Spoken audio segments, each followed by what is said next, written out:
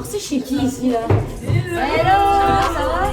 Mais j'encaisse, je me baisse, j'ai tout bien suivi sur mon siège. Quand l'hôtesse fait ses gestes, ses problèmes, ah oui c'est plus terre. La quatrième, donc je teste. En effet on respire mieux, je dirais pas qu'on respire bien. Plus la fumée fait la belle, moi je sens l'oxygène m'atteindre. Me voilà tétanisé, on dirait un mauvais film. Quand tu sais que tu vas crever, mais qu'en plus tu dois le vivre. Héloïse, est-ce que tu aimes faire des interviews? Est-ce que ça fait partie de ton travail, à ton avis? En tout cas, ça fait partie du jeu. Et est-ce que tu aimes ça? Ça me déplaît pas. Ok. On a essayé au Charabia, on a essayé de casser un peu le concept de l'interview question-réponse. Et je dois avouer que je suis un peu impressionné parce que vous voyez pas, mais il y a plein de gens. Donc on est chez Valentine et Elias. Merci de nous accueillir. Merci beaucoup de nous accueillir. Ouais, mais regarde, je suis arrivée, j'ai un bubble tea. Oh non, j'avais même pas fait attention. mais regarde, je crois qu'elles te connaissent vraiment, vraiment, quoi, là.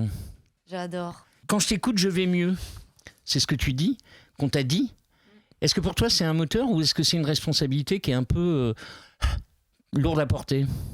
Non, c'est pas encore une responsabilité lourde à porter parce que c'est vraiment le début de quelque chose. Donc, je trouve au contraire que c'est hyper touchant de voir qu'au-delà de ce que tu écris pour toi dans un premier temps, dans ton intimité à toi, comment ça déborde et ça prend... Ouais, c'est réceptionné pour d'autres intimités, puis ça crée quelque chose de collectif. Est-ce que toi, dans ton parcours personnel, pareil, il y a des chansons qu'on fait un peu tilt comme ça? Est-ce qu'il y a des mots, tu t'es dit, waouh, ça me parle à moi quand tu étais petite? Oui. Moi, j'ai beaucoup... je la cite souvent, mais Diams. Ok. Je saurais pas te citer des phrases précises, mais en fait, t'écoutes une chanson et la personne parle à la première personne du singulier et t'as l'impression que t'aurais voulu écrire ces mots. Enfin, en fait, c'est exactement ce que tu ressens. Notamment, moi, pour ma part, les chansons qui expriment une certaine mélancolie ou en tout cas parfois une certaine difficulté à vivre, quoi, quelque chose de l'ordre de l'émotionnel un peu deep, un peu... Ouais, pas loin de la tristesse, quoi. Voire la tristesse parfois. Et c'est aussi des chansons que j'écris pour moi et qui parlent à d'autres. Donc comme ça, on va tous ensemble vers la lumière. Et pas trop de responsabilité alors, parce que quand même, tu emploies des mots très forts qui peuvent avoir de l'impact, qui te concernent, mais il y a écho automatiquement. Oui, mais en réalité, c'est quand même un sacré bonus. C'est-à-dire que quand j'écris, j'en sais rien de l'impact que ça va avoir, j'en sais rien, et en réalité un petit peu moins maintenant, c'est faux, mais c'est pas que j'y prête pas attention parce qu'au départ je le fais pour moi, j'ai besoin d'extérioriser des choses, d'exprimer, mais maintenant c'est vrai, depuis Dévorante je sais que des gens peuvent écouter ce que je suis en train de faire, mais ça ne change pas ma façon de le faire, sinon ça ne serait plus sincère et ça n'aurait aucun sens. Processus créatif. Non, voilà, exactement. Alors pareil, un extrait, et c'est extrait de Soulage. Il n'y a pas si longtemps, c'était tout noir. Ça va mieux maintenant, depuis que Sauvage est sorti? Regarde, on n'est pas bien là. Non, ça va mieux. Après, ça va mieux. Mon album, il commence par Montagne Russe, hein, donc c'est les montagnes russes. Donc là, ça va. C'est une période plutôt lumineuse. Pour pouvoir vivre vraiment pas à connaître les dégâts. Je veux qu'on ait des montagnes russes. Naïvement, on va employer le mot interprétation. Ouais. Quand tu es au cinéma, tu es au service du texte de quelqu'un d'autre, de la vision du réalisateur, etc. Ouais. Sur ton projet musical, t'es reine, t'es la maîtresse à bord. C'est ça la vraie différence entre les deux métiers? Ouais. Souvent, on me demande... Non, c'est intéressant. Franchement, c'est exactement ça. La différence, pour moi, c'est ça. Donc, attends, je vais pas te reciter, mais... ouais, le projet musical, je drive de A à Z, du premier mot écrit jusqu'au crédit sur la pochette. Enfin, tu vois, c'est prenant au quotidien fois 1000. Et d'ailleurs, au fur et à mesure, j'ai l'impression... J'aimerais plus équilibrer, mais que... La partie, logistique, administrative, productrice prend des fois beaucoup plus de place que la seule partie artistique. Donc, il faut se faire bien entourer pour ça. Et alors que le cinéma, c'est un peu... Je dirais T'arrives, tu sais déjà ce qui va se passer. C'est un peu pas les vacances, mais en tout cas, de juste être là, de lâcher prise et de donner vraiment tout, quoi. Genre, prenez tout ce que vous voulez et moi, je sautille, quoi, face à la caméra.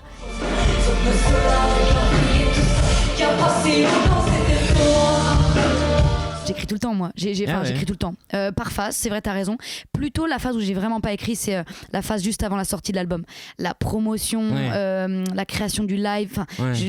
J'arrivais pas, en fait. Là, je reprends le studio et tout ça en dehors des petits temps que j'ai de tournée et de promo. Et puis, de toute façon, j'ai toujours un carnet ou un téléphone, donc j'écris souvent. Donc, non, ce temps, pour répondre à ta question, sans y répondre vraiment, ce temps est mis à profit. Bon. Si la question était est-ce que tu restes sur un canapé, toujours pas, Olivier. Toujours pas. Non, je veux vraiment. Toujours pas. Est-ce que tu te reposes un peu quand même? Parfois, je fais des siestes, des micro-siestes comme ça. J'ai appris, je sens que ça, c'est la maturité, je pense. Je fais des petites micro-siestes comme ça. À l'horizontale, je te propose qu'on à l'horizontale.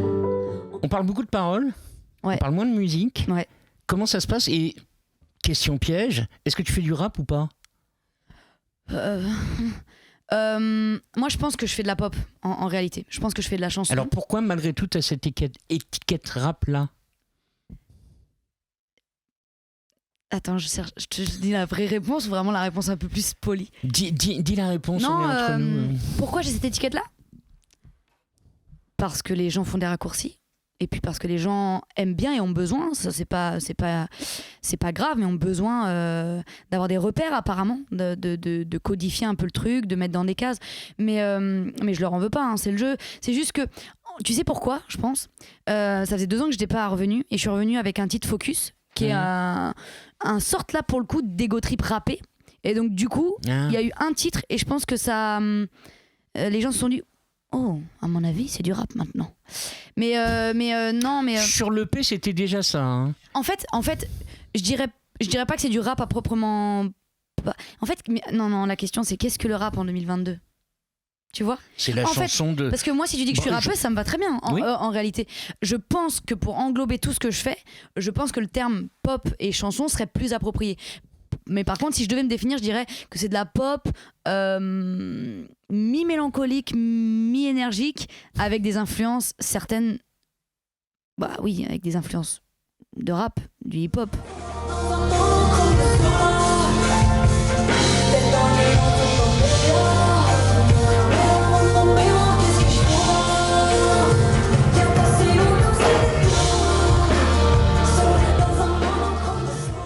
J'ai pas vu le concert encore, j'ai pas eu le concert sur cette tournée. Non. Je le vois ce soir, évidemment.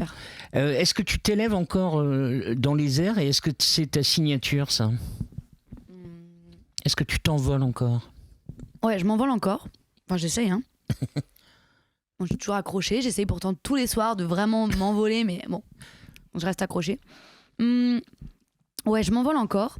Si vous venez me voir en concert, globalement, à part si les espaces ne me le permettent pas, à Reims, c'est good. Il y a un petit peu d'aérien, effectivement, dans le show, distillé comme ça. Est-ce que c'est ma signature ? Bon, en tout cas, effectivement, je pense que les gens l'attendent pour ceux qui ont vu, parce que forcément, c'est singulier, c'est qu'on n'a pas impressionnant. l'habitude, c'est impressionnant. Donc voilà. Après, est-ce que je vais faire ça toute ma vie comme ça ? Je ne pense pas. J'aimerais plus le développer, parce que moi, j'ai plein d'idées scéniquement parlant. Ouais, voilà. Bon, pour l'instant, on y va step by step, à la mesure de ce qu'on peut faire, techniquement parlant. Ensuite, est-ce que c'est pas réducteur ? Oui, c'est un danger, je trouve, moi. C'est un danger. Je pense que ça va. Je pense qu'encore mieux là, avec l'album Sauvage. Je pense que moi-même, j'ai acquis plus de légitimité aussi en tant que chanteuse. Là où au départ, j'étais un peu plus fébrile. Et du coup, le fait, c'était pas du tout une parade. Mais en tout cas, ça me permettait, en proposant aussi tout ce qui est cet aspect physique, me permettait en tout cas de me sentir plus à l'aise, de m'affirmer en tant que chanteuse. Les années ont passé, le Covid aidant, etc. Maintenant, je sais que je suis une chanteuse. Je sais. Et donc, j'ai pas besoin d'autre chose que de chanter mes mots. En revanche, moi, dans ce que j'estime, ma volonté, en tout cas artistique, c'est de faire un projet global. Donc là, pour moi, c'est juste une petite introduction, un petit apéritif de dire, voilà, vous voyez un peu, vous visualisez, bon, imaginez, ce sera différent, mais peut-être dans 5-10 ans. Mais donc voilà. Mais tu as raison. parfois je me dis ah là on attend la saltimbanque. Est-ce qu'on m'écoute moins? Je sais pas, j'en sais rien, j'espère pas en tout cas. Moi j'aimerais juste que ce soit un plus parce que pour moi c'est juste comment traduire ce que je suis en train de dire émotionnellement, comment aussi en fait on parle toujours de poésie en fait, c'est juste que la poésie elle passe par ce que je suis en train de dire oralement, elle passe par le corps, elle passe par les images en fait. Enfin, t'es là, t'assistes à un spectacle, t'as envie de rêver, t'as envie de sortir de ta vie, ou en tout cas même de mieux y entrer après avoir entendu ça. Enfin, je sais pas, ça participe à un truc plus grand, plus beau. Enfin, moi, c'est ce en quoi je crois en tout cas. Alors, je t'ai pas posé cette question en seconde position. Dis-moi. Parce que j'ai lu quelque part que ça t'agaçait quand tu la poses en deuxième position, en plus, et surtout de la part d'un homme. Aloïs Sauvage, êtes-vous féministe? Non, alors, attends, non, Olivier, ça m'agace pas par contre. Je sais pas où t'as lu ça. Pardon, toujours les billes. Non, mais ça m'agace pas. Alors, pourquoi je te pose aussi cette question-là? Parce que malgré tout, moi je peux comprendre que ça soit agaçant. En même temps, tes propos prêtent à cette question, parce que dans Croque Top, ça y va. T'y vas, bien quand sûr. même. Non, attendez, remettons les choses dans le contexte. Ça ne m'agace pas qu'on me pose cette question. Au contraire, je pense que c'est très important d'en parler. Ce qui m'agace, il en faut vraiment beaucoup pour m'agacer, c'est qu'on me la pose en deuxième position. Voilà. On me demande d'abord alors le cirque et ensuite féministe. Au bout de 15-8 questions, je suis là. Et sinon, alors du coup moi je fais de la musique, si vous voulez qu'on parle un peu production, un peu studio, un peu quel snare j'ai mis dans le deuxième couplet du morceau, enfin tu vois ce que je veux dire. Mais non, sinon ça m'agace pas dans le fond. Donc tu veux que je te réponde? Qu'est-ce que t'en penses par rapport à ça? Que je suis féministe ou pas? Je pense que tu dis ce que tu as à dire déjà. Tout à fait. Et que dans Croque Top, quand même, les hommes s'en prennent plein la gueule. Non mais pas tous les hommes. Ah bah pas tous les hommes. Les hommes malfaisants. Les hommes malfaisants, voilà. Est-ce que je suis féministe? Oui, totalement. Moi, c'est pareil, quand on me pose cette question, j'ai envie de retourner le truc en disant mais qui n'est pas féministe en 2022, tu vois? Et du coup, c'est pas non pas que ça m'agace, je fais de la pédagogie avec plaisir, mais c'est juste que on devrait plutôt se dire attends, mais qui n'est pas féministe et débattre de ça plutôt que encore une fois aussi pas me mettre dans cette case, mais en fait on a vite fait de me mettre dans une case, tu vois. Et remarque, t'as plusieurs cases. Voilà, en fait, effectivement, moi j'essaie de faire des grands écarts. Mais c'est juste, si on parle de tout, ça me dérange pas. Si on parle que de ça et que tu deviens simplement une artiste dite engagée et que c'est cool parce que là, Aloïs Sauvage, une artiste engagée, c'est pas mal, on n'avait pas ça, donc on va la mettre là et on va lui parler plus que de ça, tu vois. Donc j'aime bien expliquer que je fais des morceaux effectivement comme Crop Top engagés, mais j'en fais plein d'autres et que moi je les mets au même niveau.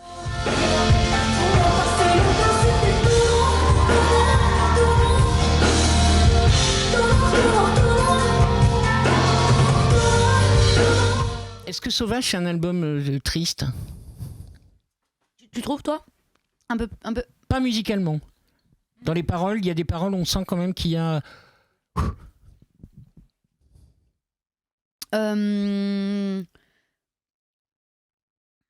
Bah, moi je l'ai pas vu comme ça, mais peut-être qu'il est un peu plus.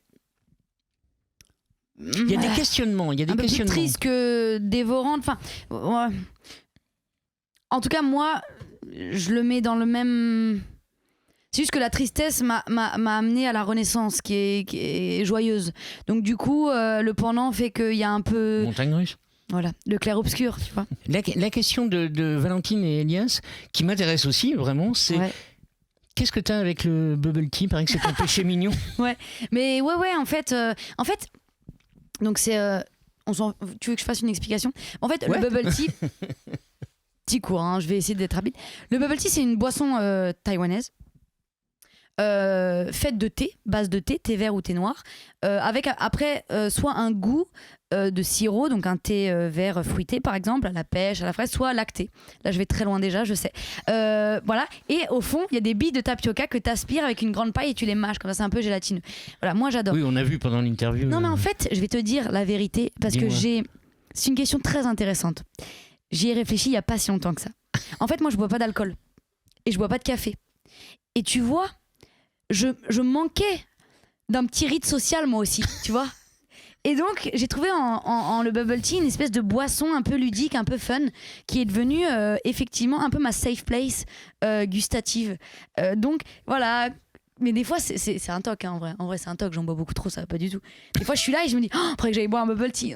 Tout ça, tu traverses Paris pour aller boire juste une boisson. Un truc que tu pourrais faire enfin un chai quoi, enfin un truc ça n'a aucun sens. Donc voilà, j'aime bien, c'est devenu en plus un petit truc, un petit symbole, une petite signature finalement. Avec une petite case en plus, voilà. Aime les bubble tea, finesse. Féministe, saltimbanque, aime les bubble tea. Va, disons, hein. Ça donne envie. Hein. Non mais voilà, écoute, fais ce qu'on peut, Olivier. Hein.